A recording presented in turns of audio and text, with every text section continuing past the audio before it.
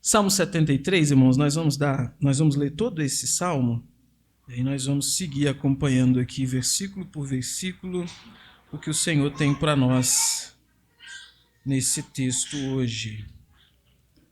Salmo de número 73, diz assim: de fato, Deus é bom para com Israel, para com os de coração limpo. Quanto a mim, porém, quase me resvalaram os pés. Pouco faltou para que se desviassem os meus passos. Pois eu invejava os arrogantes ao ver a prosperidade dos maus. Para eles não há preocupações. O seu corpo é forte e sadio. Não partilham das canseiras dos mortais, nem são afligidos como os outros. Por isso, a soberba os cinge como um colar, e a violência os envolve como um manto.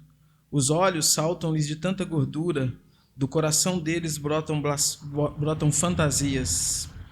Zombam e falam com maldade, falam da opressão com arrogância.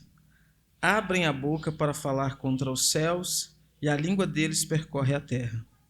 Por isso, o seu povo se volta para eles, e os tem por fonte da qual bebe com avidez.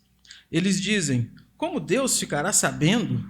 Por acaso o Altíssimo tem algum conhecimento? Eis que estes são os ímpios, e sempre tranquilos aumentam as suas riquezas. Com certeza, foi inútil conservar puro o meu coração e lavar as minhas mãos na inocência, pois o dia inteiro sou afligido e cada manhã sou castigado. Se eu tivesse pensado em falar tais palavras, já aí teria traído a geração dos teus filhos. Ó Deus! Em só refletir para compreender isso, achei que a tarefa era pesada demais para mim. Até que entrei no santuário de Deus e descobri qual seria o fim deles. Tu certamente os pões em lugares escorregadios e os fazes cair na destruição. Como são destruídos num instante, são totalmente aniquilados de terror. Como acontece com o sonho quando alguém acorda, assim, ó Senhor, ao despertares, desprezarás a imagem deles. Quando meu coração estava cheio de amargura, o meu íntimo se comoveu, eu estava embrutecido e sem entendimento. Era como um animal diante de ti. No entanto, estou sempre contigo. Tu me seguras pela minha mão direita. Tu me guias com o teu conselho e depois me recebes na glória. Quem tenho eu no céu além de ti? E quem poderia eu querer na terra além de ti? Ainda que a minha carne e o meu coração desfaleçam, Deus é a fortaleza do meu coração e a minha herança para sempre. Os que se afastam de ti certamente perecerão. Tu destróis todos os que são infiéis para contigo. Quanto a mim, bom é estar perto de Deus. Faço do Senhor Deus o meu refúgio para proclamar todas as suas obras. Senhor Deus, nós te louvamos, engrandecemos, adoramos o nome santo do Senhor, pois só o Senhor, Deus, é digno de honra, é digno de glória e é digno de louvor. Obrigado, Deus, por esse culto. Obrigado, Senhor, por cantarmos louvores ao Senhor, por entoarmos, Senhor, adoração ao Senhor aqui do nosso coração, Deus, expressando a nossa adoração, expressando, Senhor, a nossa gratidão ao Senhor, expressando, Deus, o quanto somos abençoados e agraciados pelas Tuas boas mãos estendidas sobre nossas vidas. Muito obrigado, Deus, por podermos nos reunir como irmãos para poder evidenciar, Deus, e exaltar a Tua glória, o Teu poder. Muito obrigado, Senhor. Que o Senhor agora, Senhor, fale aos nossos corações por meio da Tua palavra que será pregada. Que o Senhor, Deus, nos exorte, nos console, nos ensine, nos instrua, Deus, por meio da Tua santa palavra. O Senhor abençoe as crianças também, Deus, que vão ter o tempo ali na salinha, também sendo instruídas, também sendo expostas à Tua palavra. Que elas possam, Senhor, compreender o Evangelho. Que elas possam, Senhor, entender a Tua palavra. Que a Tua palavra possa brotar no coração delas, Senhor, e dar frutos. Nos abençoe. Em nome de Jesus. Amém. Irmãos, eu imagino que em algum momento da sua vida você já tenha ficado assustado ao ver o padrão de vida que os ímpios têm em comparação com a vida que você leva. Imagino que em algum momento você já deve ter ficado assustado ao saber que essa ideia de comer do bom e do melhor, comer do melhor dessa terra, como o neopentecostalismo promete por aí, não se cumpre na nossa vida. Ela se cumpre na vida dos chefes de Estado poderosos, dos magistrados que governam aí o nosso país, dos políticos ímpios e perversos que cada vez mais sufocam a nação, ou dos falsos profetas, desses líderes religiosos aí que a fortuna deles estão na casa dos bilhões. Fiz uma pesquisa rápida na internet e eu fiquei assustado ao saber que o líder religioso mais rico do nosso país, ele tem uma fortuna acumulada em torno de 2 bilhões de reais. Já pensou o que é isso? 2 bi. O que está em segundo lugar tem uma fortuna acumulada em torno de 1,3 bilhões de reais. O que está em terceiro lugar tem 930 milhões de reais de fortuna acumulada. E pregando e ensinando o quê?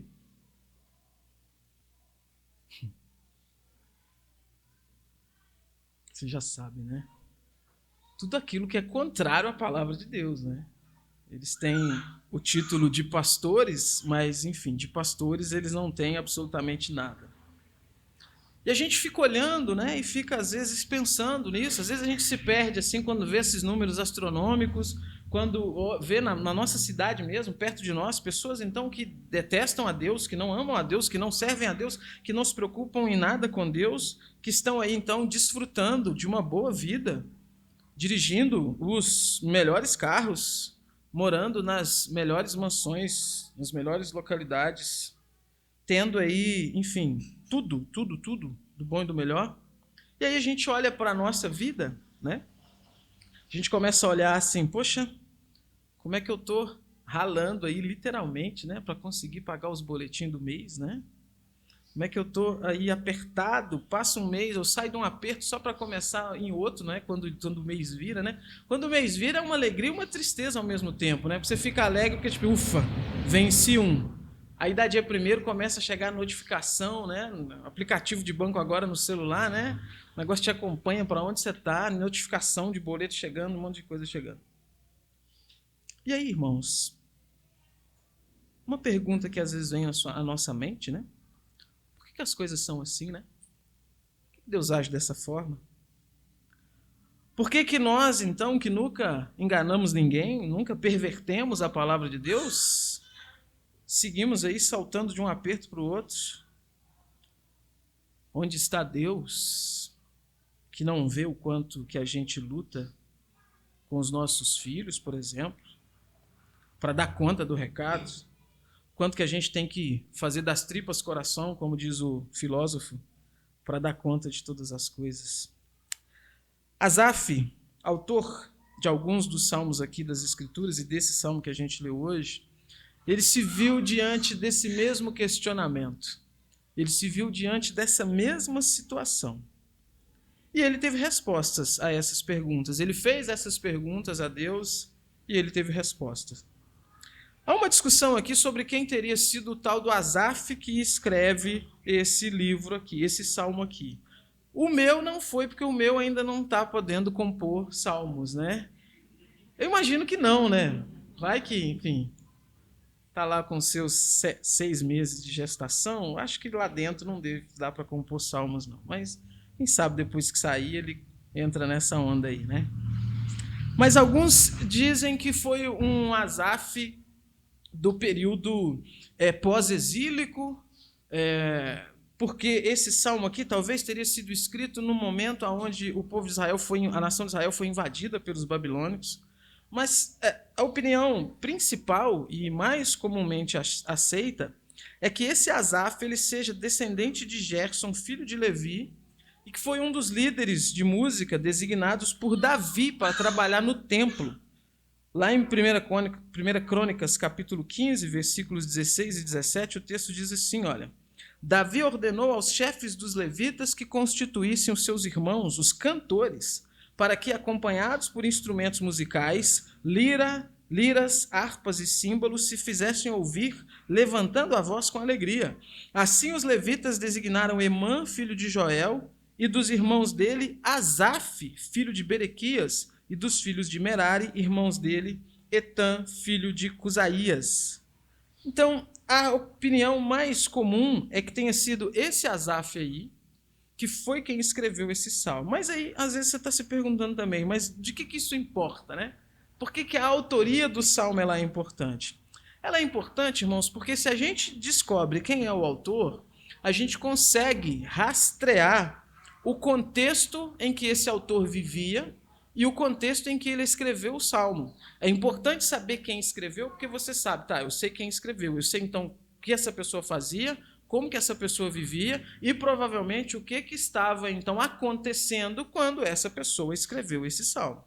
E nesse caso aqui então, como a gente entende que é esse Asaf cantor, vou repetir, escolhido por Davi para atuar no louvor ali no templo.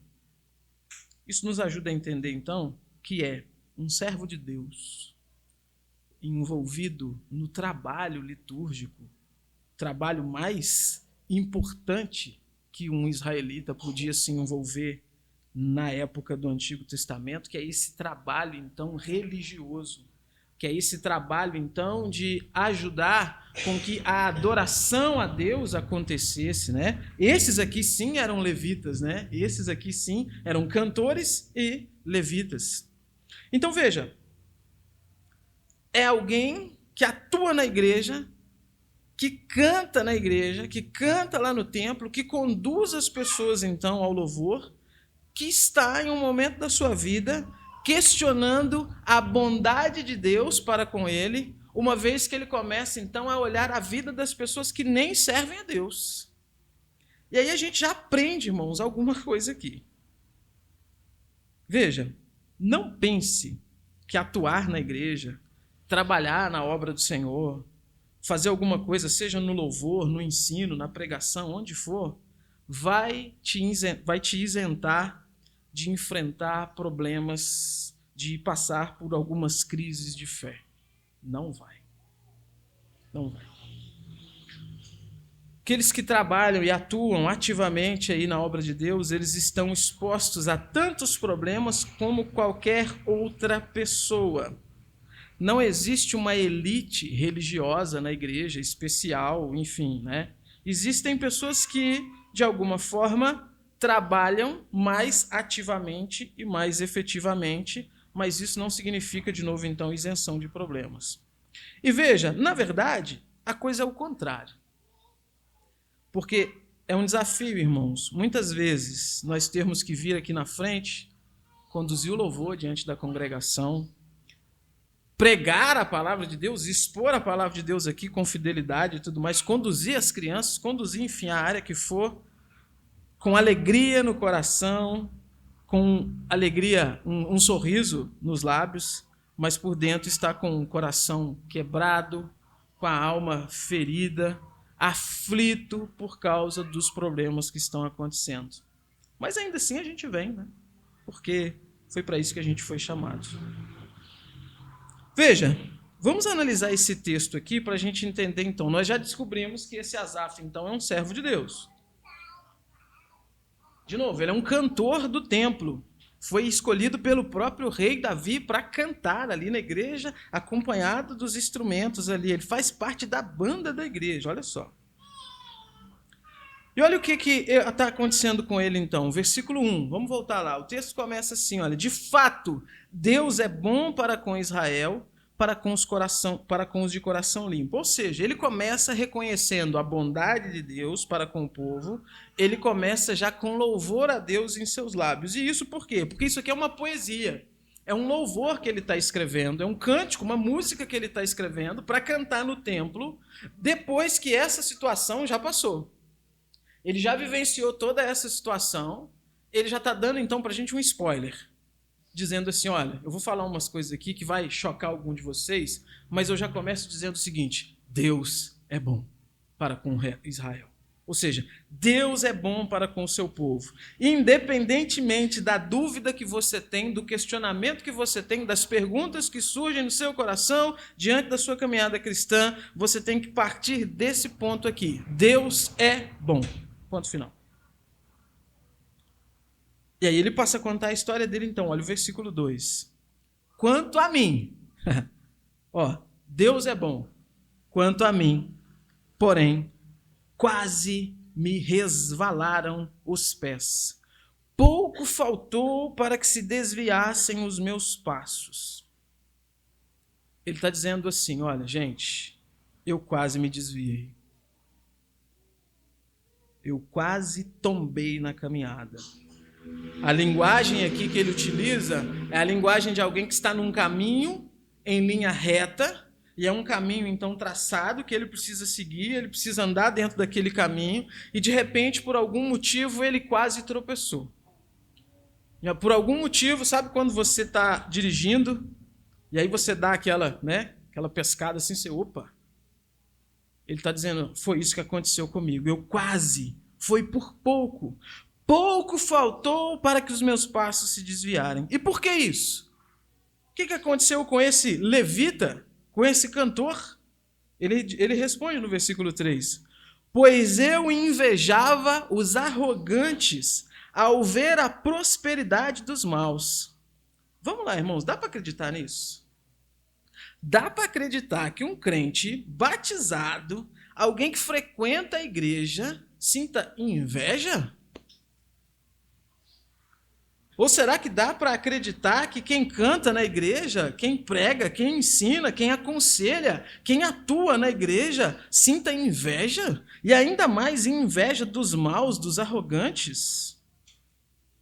O que vocês acham? Será que dá para acreditar que crente faz isso? Não é possível. Será que crente, quando converte, não fica igual o super-homem, com uma capa, vira o homem de aço e está imune a todos os pecados? E isso é interessante, irmãos? Porque, veja, a resposta está óbvia, É claro que sim, nós estamos aí sujeitos a todos os tipos de falhas e pecados, Ninguém está isento de ter pensamentos pecaminosos ou condutas pecaminosas. A questão está no seguinte, o que você faz com os pecados que você comete? Ou com os pecados que passam pela sua mente? Você os alimenta ou você pede a Deus misericórdia, se arrepende e luta para não pecar mais? Essa que é a grande questão. Vou repetir, eu quero ficar chato nisso daqui, é Asaf, ele é cantor, ele atua, foi escolhido pelo rei, ele usa lá os seus instrumentos, a lira, a harpa, no templo, que era o local mais sagrado para a religião judaica. E ele está escrevendo um salmo que vai ser cantado nesse mesmo templo. Ele está dizendo assim, olha, eu quase desviei. Por quê? Porque eu fiquei com inveja dos ricos. Fiquei com inveja dos poderosos. E você sabe por que nós estamos sujeitos a tudo isso, irmãos? Olha Jeremias capítulo 17, versículo 9, o que o texto diz. Enganoso é o coração, mais do que todas as coisas, e desesperadamente corrupto. Quem poderá entendê-lo? De quem é esse coração aqui que Jeremias está falando? Não, ele está falando do coração dos ímpios, daqueles que não servem a Deus. Ele está falando do coração daqueles que são assassinos. Ele está falando do coração daqueles que são estupradores. Ele está falando do coração daqueles, então, que cometem aí crimes e mais crimes. Está falando de nós, irmãos. Ele está falando aqui do coração do pastor da igreja até da menor criança de colo que frequenta a igreja. Porque, por natureza, nós somos pecadores, depravados, o nosso coração é enganoso e desesperadamente corrupto. É por isso, então, que alguém que atua na igreja comete pecados. E é preciso dizer isso, irmãos, por quê? Porque existe uma certa falsa ideia e as pessoas ficam assim, nossa, mas fulano é da igreja e ele fez isso. Faz, irmãos. Isso não é a graça e a misericórdia de Deus, faz pior. Isso não é, se não é a conduta da igreja, Se não é a igreja agir junto com essa pessoa e com as demais pessoas e com todos nós para ajudar, para amparar, para aconselhar, para ensinar, exortar, faz pior. Nós temos capacidade nesse nosso coração, que, de novo, é enganoso e é desesperadamente corrupto, para fazer coisas tenebrosas, que, enfim, não é lícito nem dizer. Por isso que a gente precisa de Jesus. Por isso que domingo após domingo a gente precisa vir aqui e ouvir o Evangelho e cultuar. É por isso que dia após dia você precisa orar, você precisa ler a sua Bíblia, você precisa estar perto de Deus. É por isso que segundo após segundo você tem que esquadrinhar o seu coração para ver aonde no seu coração tem alguma coisa ali, talvez escondida, algum pecado escondido que está tentando aflorar e tudo mais e te dominar. E se arrepender disso, pedir perdão a Deus. É por isso que quando acontece no nosso meio, a gente enquanto igreja, de alguém cometer um pecado, de alguém cair numa falha, o que a gente faz? A gente joga lá para fora, né? Porque não pode ter pecador aqui, né? Claro que não, irmãos. A gente abraça. E aí a gente segue o que a Bíblia diz. Exorta, conversa, houve um arrependimento, você ganhou o seu irmão. E é isso que a gente precisa, e é isso que a gente quer. Não houve, a gente leva testemunhas e conversa com 2 testemunhas para aquela pessoa ver, opa, veio mais 2 pessoas aqui, olha, será que o que eu estou fazendo então é de fato errado? Deixa eu pensar aqui direito. Aquela pessoa continua no erro, leva para a igreja. Essas etapas que Mateus 18 coloca e que a Bíblia coloca, não é para expor a pessoa, não, é para cuidar. Porque o nosso coração é desesperadamente corrupto e perverso. Quando alguém chega para a gente e diz assim, você está errado nisso, o que a gente faz? Ah, muito obrigado, nossa, eu estava esperando alguém vir aqui me falar. Nada, irmãos. Ah, mas você também. Você faz isso, você faz aquilo outro. Olha só o que você faz. Por que a gente age assim? Porque o nosso coração é enganoso e é desesperadamente corrupto. É por isso que a gente precisa de exortação, de ensino, de consolo, de ajuda. E aí, vamos lá. Por que Asaf, vamos voltar no Asaf, ele teve inveja dos maus e dos arrogantes? Ele responde nos versículos 4 e 5. Ele começa a descrever um cenário que ele está vendo. Com certeza isso daqui não foi um estado de um dia para o outro que Asaf teve. Isso aqui foi uma coisa que foi acompanhando. E sabe aquele negócio que vai... Eu não sei como é que vocês falam aqui. Lá na minha cidade a gente fala remoendo. Sabe? Que o correto, eu acho, da língua portuguesa deve que era ruminando. Mas enfim, né? Minas, né? Minas a gente tem um dialeto próprio, né? Sabe, imagino que ele foi alimentando aquilo ali, aquele negócio foi, sabe, martelando na cabeça dele, até que ele teve coragem de falar. E o que é que ele estava sentindo? Por que ele estava com inveja dos ímpios, então? Ele diz, versículo 4, porque neles não há preocupações. O seu corpo é forte e sadio, não partilham das canseiras dos mortais, nem são afligidos como os outros. Ou seja, ele começa a ver então que os ímpios, aquelas pessoas então que não servem a Deus, que não têm compromisso nenhum com Deus, eles estão o quê? Muito bem.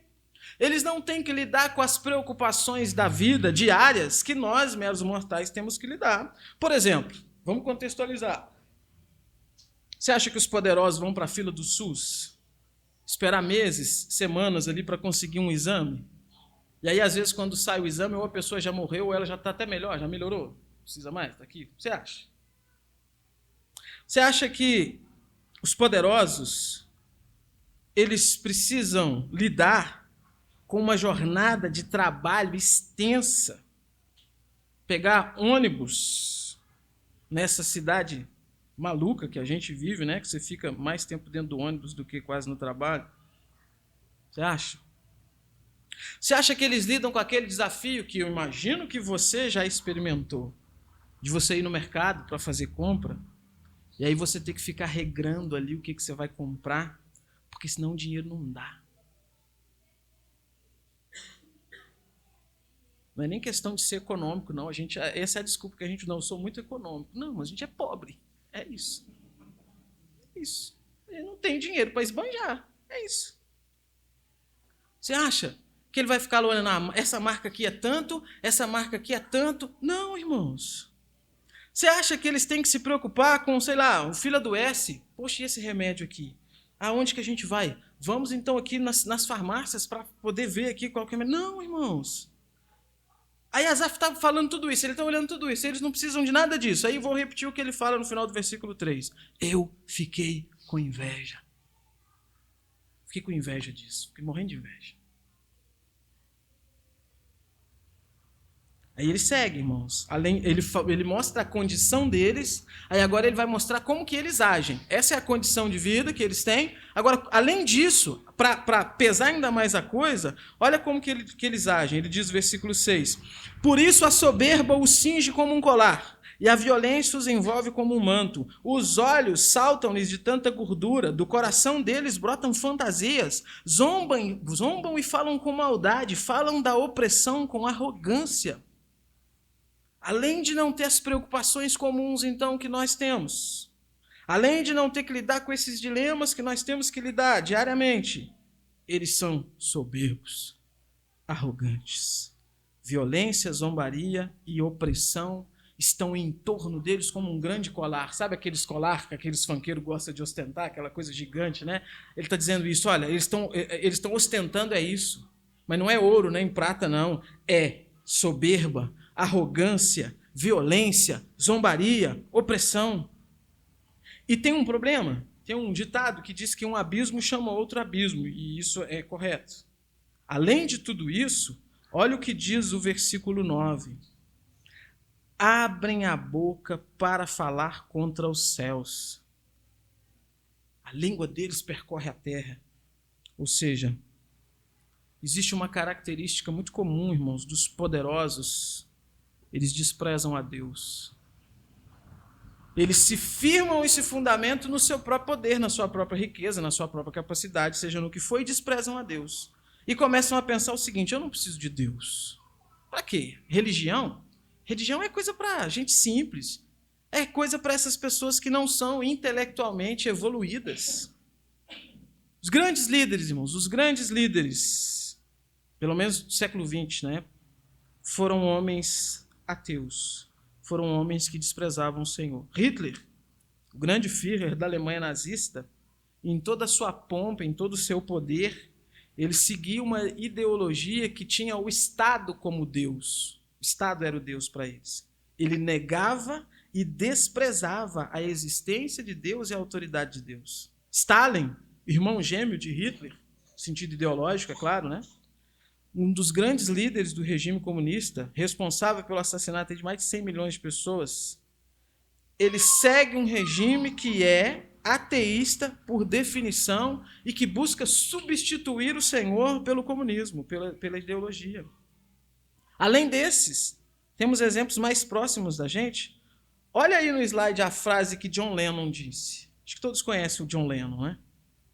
Ele disse assim, olha, o cristianismo vai desaparecer, vai encolher, sumir. Eu não preciso discutir isso. Estou certo. E vai se provar que estou certo. Somos mais populares do que Jesus agora. Uma entrevista que ele deu em 1966 falando sobre os Beatles. Cadê o John Lennon? Cadê? Ted Turner, fundador da CNN, ele disse o seguinte: o cristianismo é uma religião para perdedores. Richard Dawkins, biólogo, autor, ateu, ele disse assim, olha, não existe Deus nenhum. Ninguém projetou o meu cérebro para entender a lógica. Nós evoluímos para sobreviver. Desprezam a Deus, irmãos. Eles se afirmam, se apegam no poder que eles acham ter. E acham que isso por si só basta. O Matthew Henry, pastor puritano e comentarista bíblico, ele diz o seguinte sobre esse versículo: os ímpios erguem a sua boca contra os céus, desprezando tanto a Deus quanto a sua honra, e desafiando tanto o seu poder quanto a sua justiça. Eles só não sacodem o trono de Deus nos céus porque as suas mãos não conseguem chegar até lá. Mas se elas conseguissem, eles com certeza fariam isso. Mas eles demonstram a sua vontade ao erguerem a sua boca contra os céus.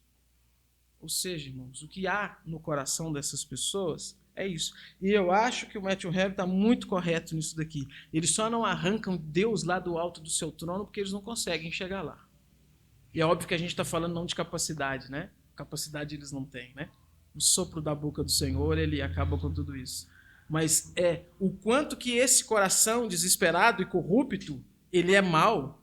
E o quanto, então, que é essa loucura de ir contra Deus. Loucura, inclusive, que nem os demônios ousaram ter. Você acha que existe um demônio ateu? Você acha? Um diabinho que fala assim, não, Deus não existe. Aí, ele segue. Vamos voltar lá, Salmo 73, versículo 10. Olha como que essa postura dos ímpios ela é perniciosa, porque ele diz assim, olha, por isso o seu povo se volta para eles e os tem por fonte da qual bebe com avidez. O que o salmista está falando aqui? O que ele quer dizer aqui? Seu povo aqui se refere ao povo de Deus. Eu sempre falo com vocês aqui das discussões que existem em interpretação, né? Porque é importante a gente ser bem honesto nisso. Há quem diga que quando ele diz aqui o seu povo, ele está falando do povo dos ímpios. É como se ele dissesse assim, os ímpios são maus, eles são tudo isso, e os povos, então, que seguem eles, o que eles fazem? Eles se voltam para eles e eles têm eles como fonte. Mas não faz sentido de acordo com o que a gente vem vendo no texto. A ideia mais comum aqui é que seu povo, o salmista está falando do povo de Deus. Ele está dizendo, ó, olha como são os ímpios, olha como que os ímpios agem, olha a arrogância deles, olha o quanto que eles se levantam contra Deus, e por causa disso, o povo de Deus se volta para eles. O povo de Deus é tentado a achar que isso aí que é bênção, que isso aí que é o correto, que isso aí que é o padrão de vida, que assim que as coisas devem ser. E isso está, irmãos, em total acordo com o que o próprio Asaf diz, porque o Asaf não está dizendo lá no versículo 3, olha o versículo 3 de novo, eu invejava os arrogantes. Asaf é quem? Ah, é um ímpio. Canta na igreja. Ao olhar a condição dos ímpios, ele ficou tentado a querer ter aquilo que os ímpios têm, porque inveja é isso. Inveja é você querer ter aquilo que o outro tem e querer que ele não tenha mais, querer que aquilo seja só seu. É isso que ele está dizendo, eu quis ter aquilo para mim. Eu quis ser daquela forma. Por quê? Porque não tem problema algum, olha só que vida boa, olha só que vida tranquila. É por isso que o salmista está dizendo aqui no versículo 10, volta no 10 de novo. Por isso seu povo se volta para ele e os tem por fonte da qual bebe com avidez. Peguei algumas variações de tradução, olha como que a NVI traduz isso. Por isso seu povo se volta para eles e bebe suas palavras até saciar-se. A nova tradução na linguagem de hoje vai além, ela diz assim, olha, por isso o povo de Deus vai atrás deles e crê no que eles dizem. Por quê? Porque essa soberba, essa arrogância e essa riqueza servem como tropeço e tentação. E aí eu vou te ajudar a pensar junto comigo se isso daqui é verdade ou não é. Quais as igrejas que mais crescem no nosso país? As igrejas que pregam a palavra de Deus de forma genuína, de forma sincera, de forma bíblica, ou as igrejas desses pilantras, canalhas, filhos do diabo, falsos profetas, que distorcem a palavra de Deus para fazer o evangelho ser riqueza, ser prosperidade, reduz o evangelho a você ter um carro melhor, uma casa melhor e tudo mais, e faz isso enganando as pessoas, tomando o dinheiro das pessoas, com essa falsa promessa de que, não, dá aqui para Deus, ó, traz aqui sua oferta aqui de 100 que Deus vai te dar 1000. E aí você vai prosperar. Nós vamos ter aqui a campanha, a grande campanha da sexta-feira do milagre. E aí você traz então aqui a sua oferta. Ah, não tem dinheiro não? Ah, traz lá um talão de cheque. Ah, não tem um cheque não, traz lá algum bem lá, doa lá o seu carro. Ah, você quer ir para casa própria? Quer ter uma casa própria? Faz um voto com Deus e doa para a igreja 1 mês do seu aluguel. Aí Deus vai te abençoar e você vai conseguir ter a sua casa própria. Bandidos, Isso não é evangelho.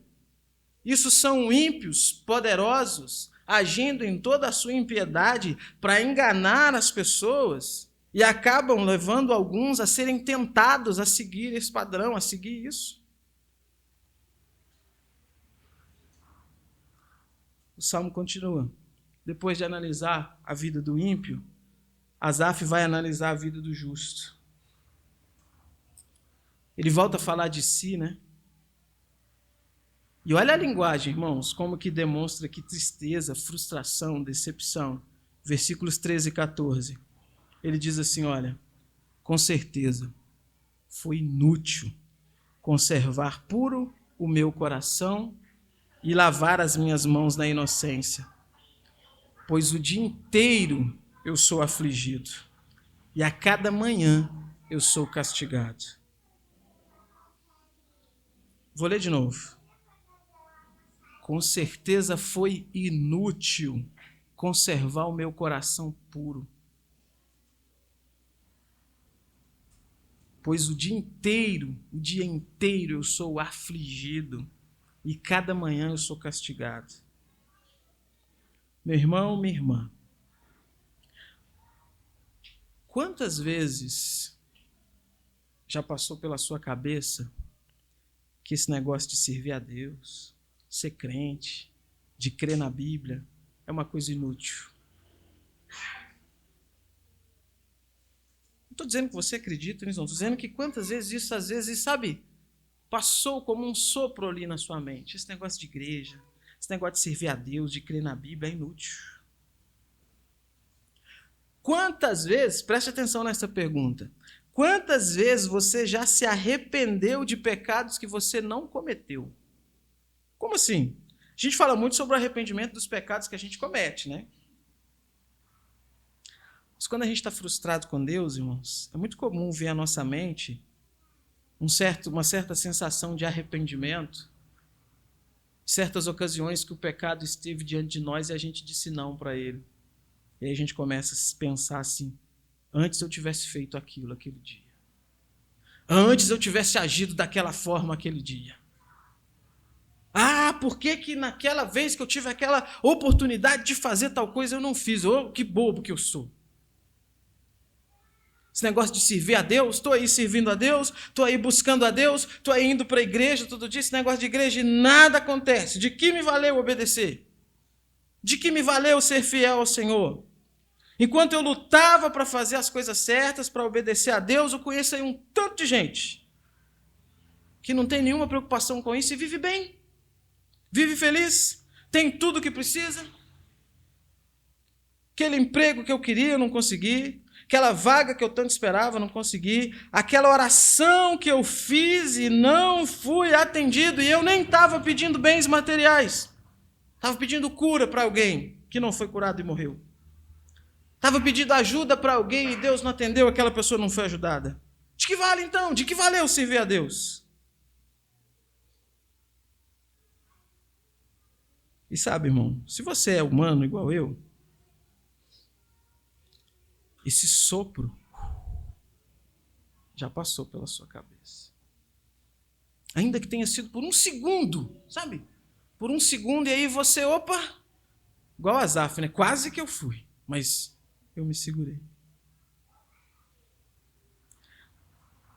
Mas, irmãos, o Salmo não termina aqui, né? E essas perguntas que ele faz, ele mesmo responde.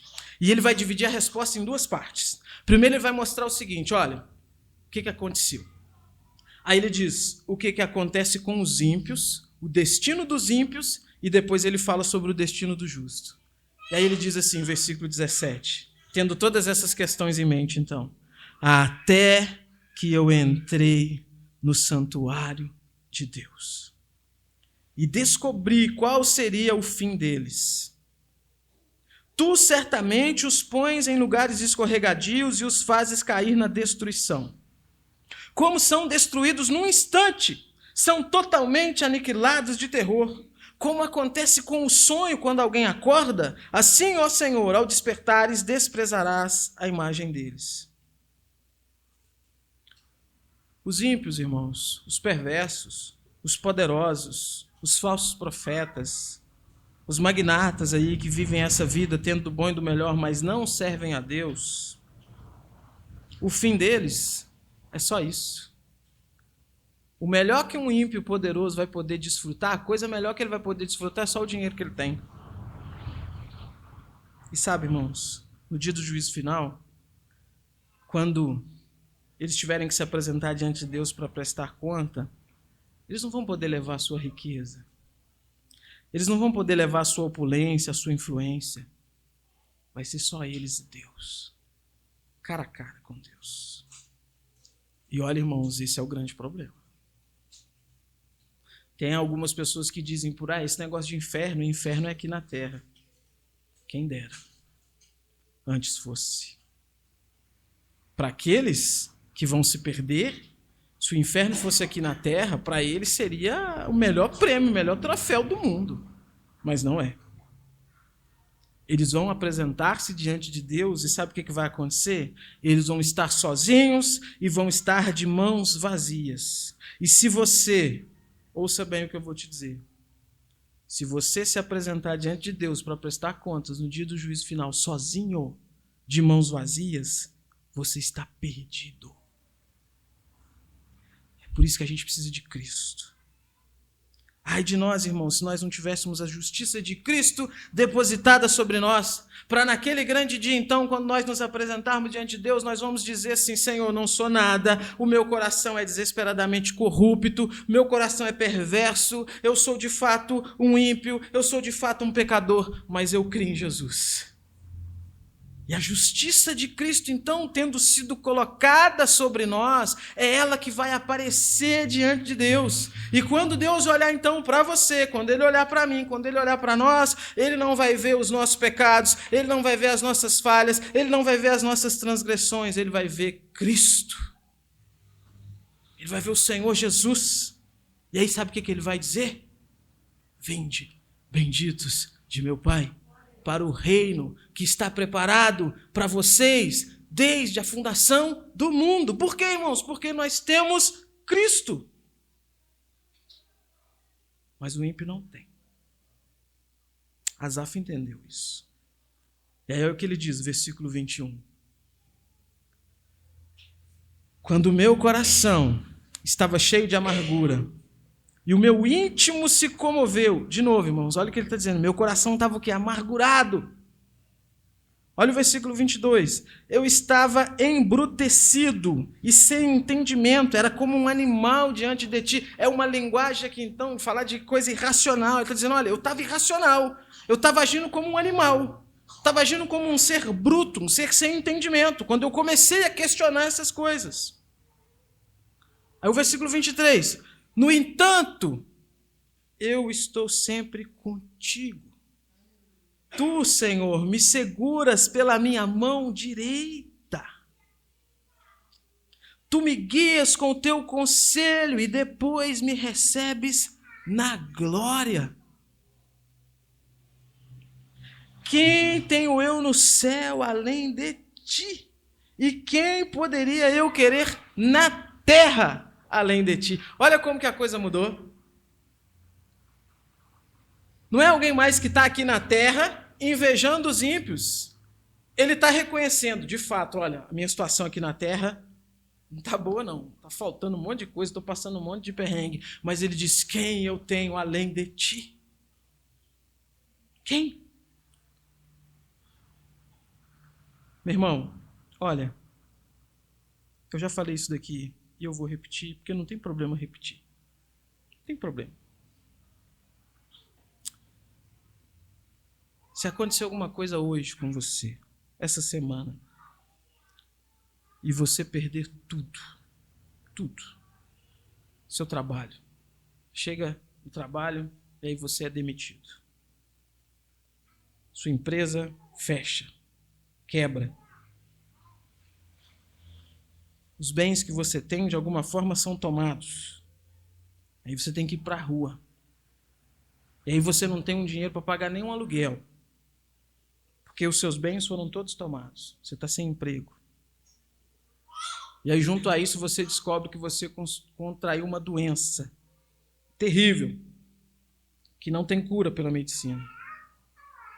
E você se vê na rua, na sarjeta, sem nada.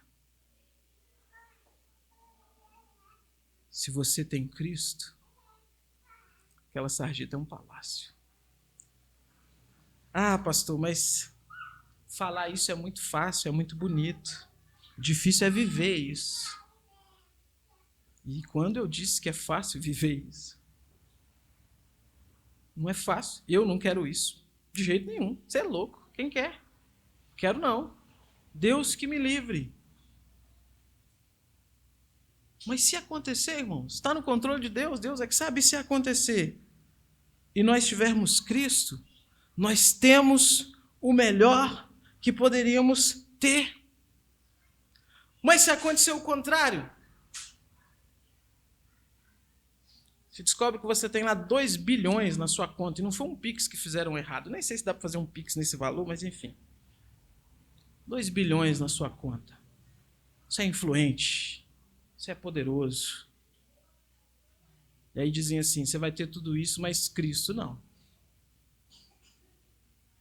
Você vai ser somente um pobre, miserável e nu. Um ser desprezível que vai passar a eternidade toda no inferno, longe de Deus. É isso que Asaf diz no versículo 26. Ele diz, ainda que a minha carne e o meu coração desfaleçam, Deus é a fortaleza do meu coração e a minha herança para sempre.